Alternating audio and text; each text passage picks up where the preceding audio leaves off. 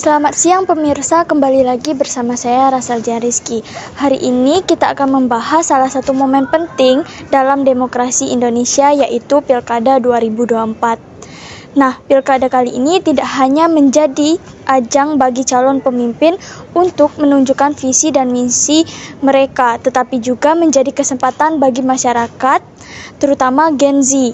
Dalam wawancara kali ini, saya akan menggali lebih dalam tentang harapan dan tantangan yang dihadapi oleh Gen Z dalam Pilkada 2024. Mari kita simak bersama wawancara menarik ini dan temukan bagaimana suara Gen Z dapat membentuk arah kebijakan di masa depan. Saat ini saya sedang bersama Mbak Aura. Di sini saya ingin bertanya-tanya tentang Pilkada 2024 di Kota Bengkulu ini. Pertanyaannya, seberapa tertarik Mbak dengan isu-isu politik dan proses demokrasi di Kota Bengkulu ini? Tentunya saya sangat tertarik terhadap isu-isu politik yang terjadi di Provinsi Bengkulu dan juga perkembangan dari demokrasi yang ada di Provinsi Bengkulu ini. Kemudian, sebagai generasi muda, saya merasa bahwa kami sangat berperan penting dalam menentukan masa depan dari Provinsi Bengkulu 5 tahun yang akan datang. Dan pertanyaan yang kedua, apa harapan dan aspirasi Mbak terhadap Pilkada 2024 di Kota Bengkulu ini? Tentunya saya sangat berharap terhadap pimpinan yang akan datang supaya mereka bertanggung jawab terhadap visi misi dan juga jabatan mereka nantinya, tidak hanya janji-janji palsu dan kemudian mengutamakan Gen Z ya tentunya.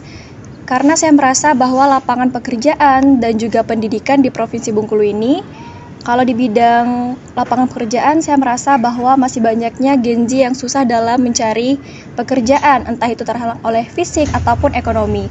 Kemudian untuk pendidikannya, saya merasa bahwa masih banyak sekali anak-anak yang kurang dalam ekonomi, tidak mendapatkan pendidikan selayaknya. Nah, pertanyaan terakhir untuk Mbak, bagaimana Mbak melihat peran Gen Z dalam proses politik di Kota Bengkulu ini saat ini?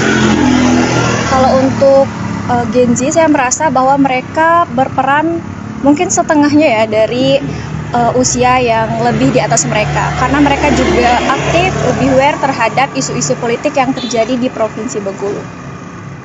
Ya, itu saja yang saya ingin tanyakan kepada Mbak. Terima kasih ya Mbak. Ya, sama-sama. Baiklah, saat ini saya sedang bersama Mbak Cindy. Nah, saya akan bertanya tentang Pilkada 2024 di Kota Bengkulu ini. Nah, pertanyaannya, apa saja isu-isu penting yang menurut Mbak Cindy yang harus diangkat dalam Pilkada 2024 ini?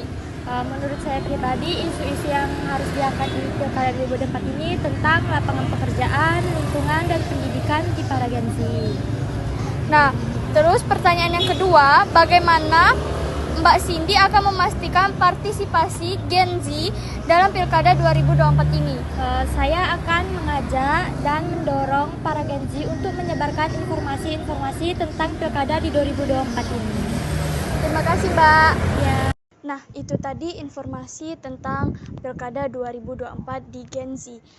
Saya Rasalja Rizky, pamit undur diri dan selamat siang.